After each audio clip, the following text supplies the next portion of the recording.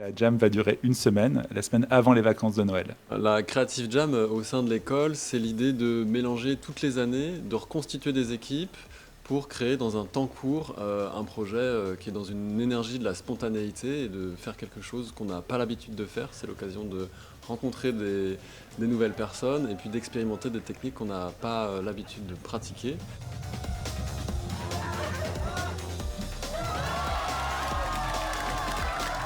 C'est un thème que je trouve vraiment très joueur. Alors, le thème de l'œuf, c'est un thème ouvert. Et on le voit un petit peu dans les productions des étudiants parce qu'ils sont obligés de jouer avec cette idée-là. On ne peut pas traiter l'œuf vraiment au premier degré.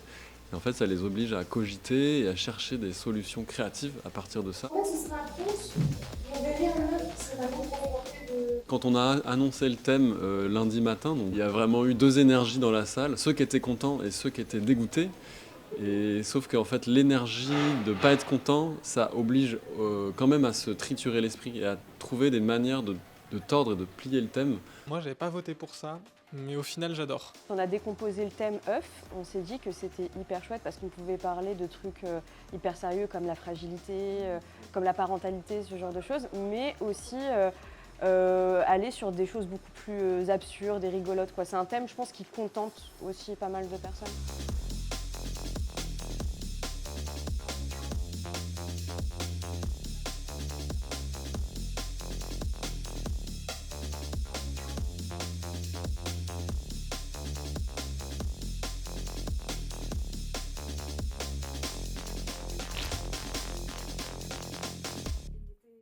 Le pitch, c'est que on a enregistré notre conversation pendant qu'on pitchait nos idées. On met en scène toutes les idées qu'on a pitchées et qui sont du coup des fois du grand n'importe quoi. Dans un poulailler, l'équilibre va être bouleversé par un événement étrange. Un clip 2D sur de la musique chata. Des hommes chauves qui se sont écrasés. Ouais, par des meufs super fortes. Avec des grosses fesses.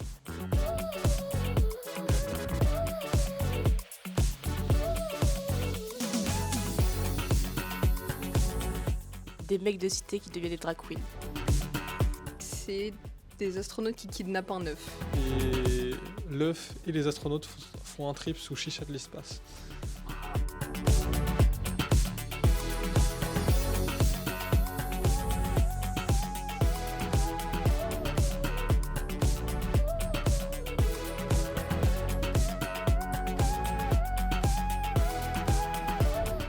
C'est un vieux monsieur qui est agile, qui va pour détruire un œuf qu'un mage en fait va utiliser pour invoquer un dragon, et il doit le faire avant que le dragon n'éclose en fait, l'œuf n'éclose.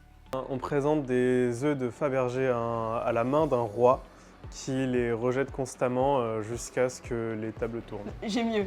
Désolée, c'est le Kinder Surprise du riche. C'est vraiment ça. C'est vrai.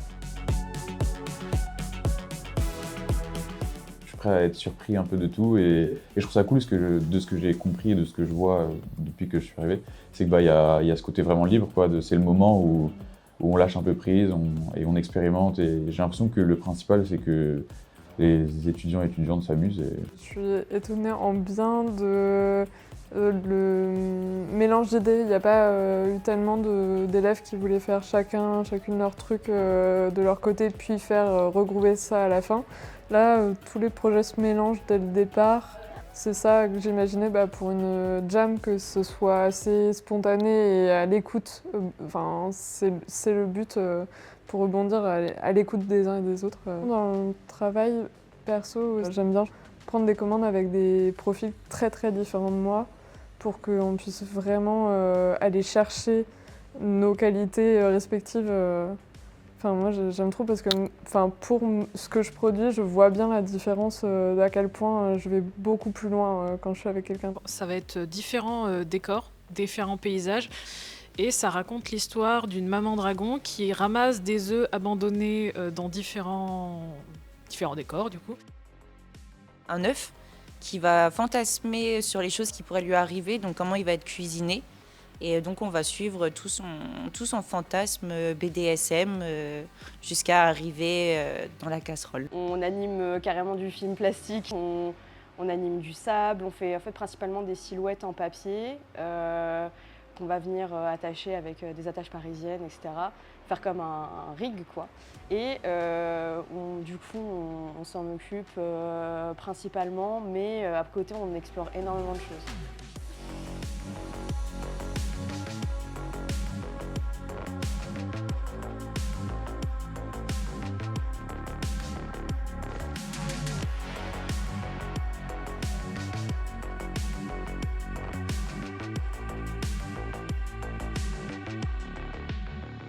On fait très peu de 3D justement pour se détacher un peu de ça, parce que c'est le moment de la jam et de tester de nouvelles choses. C'est même plutôt libérateur parce qu'on n'a pas les contraintes d'un logiciel 3D. On est contraint par en fait la matérialité du médium, mais en fait en soi on trouve le moyen de s'exprimer avec, et c'est ça qui est plutôt chouette. Il y a un rapport à l'animation qui est hyper fluide, qui est très différent d'une animation en 3D. Le fait de lâcher l'écran complètement pour en fait se plonger dans tout un tas d'autres choses. Au début, c'était vraiment quelque chose de sérieux un peu. Mais au final, on a pris une idée vraiment un peu con. Objectif de faire les gens rire, je pense.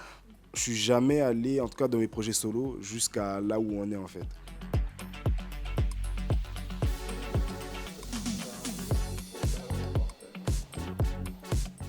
Si je devais résumer notre projet en un son, je pense que ce serait... Ok les gars, transformation. Clic, clic, clic, clic. Oh.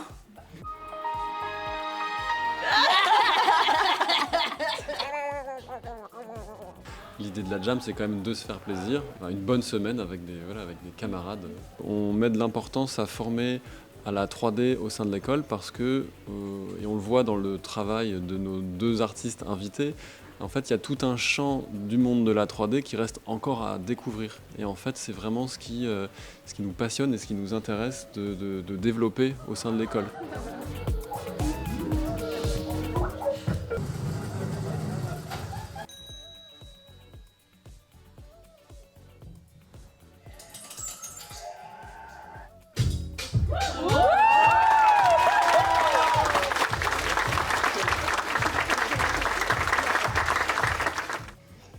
Comme tu disais Guillaume, il y a le potentiel maintenant de faire des films à des plus petites échelles qui vont devenir en fait des films d'auteur et où on va pouvoir sentir la personnalité et l'univers des artistes qui créent avec ce médium qui historiquement était lourd et complexe à déployer. C'est de moins en moins vrai, on peut faire des images de manière de plus en plus spontanée et proche de soi. On sent qu'on a un peu les talents de demain. C'est marrant comme formule, mais on y croit en fait, en vrai.